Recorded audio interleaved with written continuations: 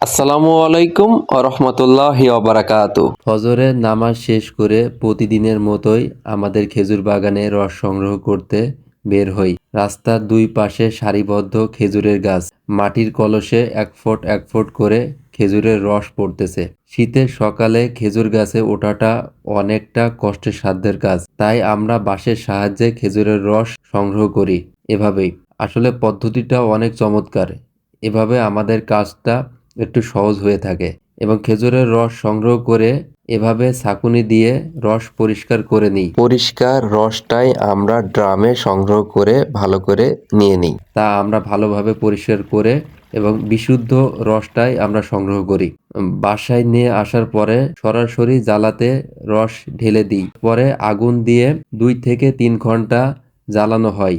জ্বালানোর পরে আস্তে আস্তে আমাদের জিরান রসের খেজুরের গুড়ের কালারটা আসে। এই যে দেখেন কি সুন্দর কালার আসতেছে আস্তে আস্তে।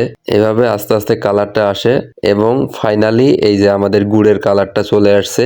এবং এভাবে নাড়া দিতে হয় একটাই কারণে, মাঝখানে যেন গুড়ের যেন দানা না বাঁধে। দানা বাঁধলে তখন কিন্তু আমি গুড়টাকে ভালোভাবে তৈরি করতে পারবো না। এভাবে অনেকক্ষণ নাড়া দেওয়া লাগে, একদিকে চুলায় জাল জ্বলে।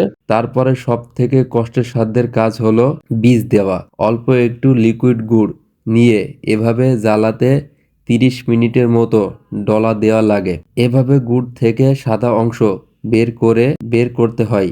আবার অনেকে এটা চকলেট গুড় বা বীজ গুড় বলে থাকে। আমাদের গুড়ের কালারটা একবার দেখেন।